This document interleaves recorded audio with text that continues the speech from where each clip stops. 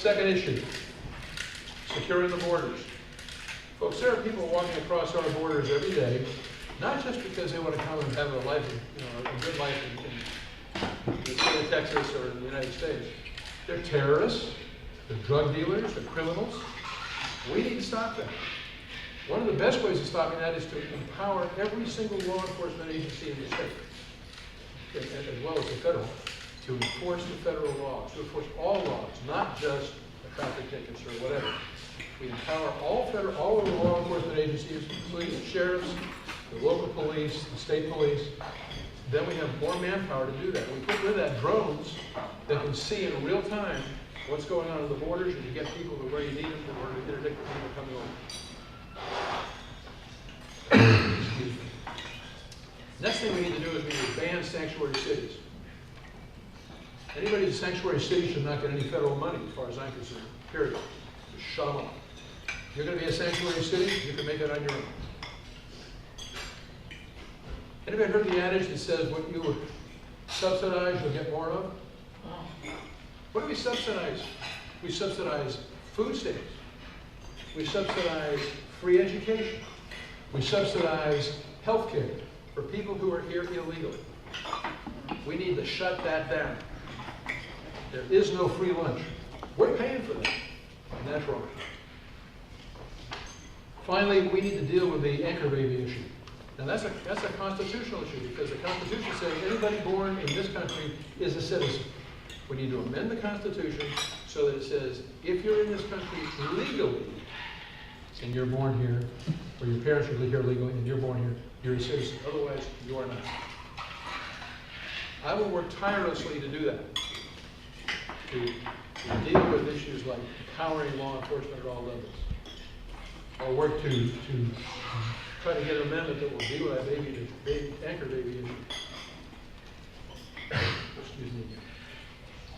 Third issue, controlling out of control spending. Folks,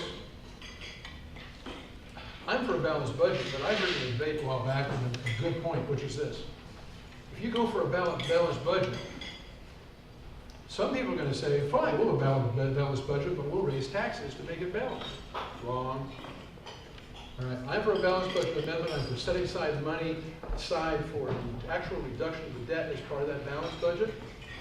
But I would say that perhaps what we ought to consider is, if we're doing that, is to say, in order to raise taxes, you need 2/3 of the vote of the House of Senate.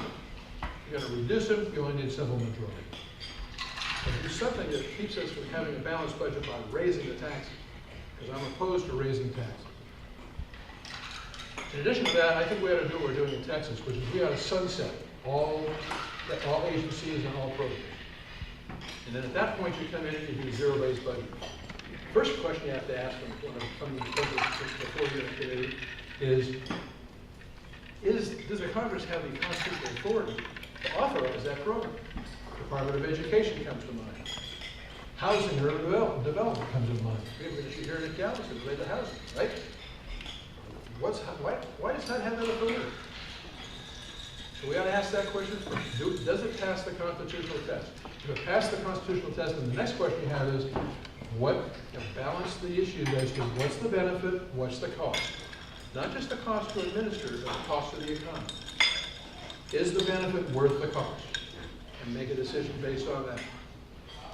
I also think that every single bill we pass in Congress should have a citation on it for every piece of legislation that says, this is the part of the Constitution that authorizes the Congress to act on this matter.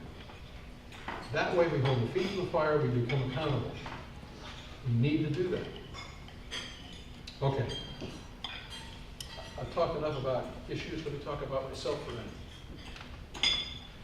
I bring something to the table, if you look at all the things that I bring to the table, that no other candidate brings to the table. First is, I live in Galveston. I live in this county. I don't have to move here. I live here. I'm your neighbor. Second, I've had over 20 years experience, legislative experience on Capitol Hill.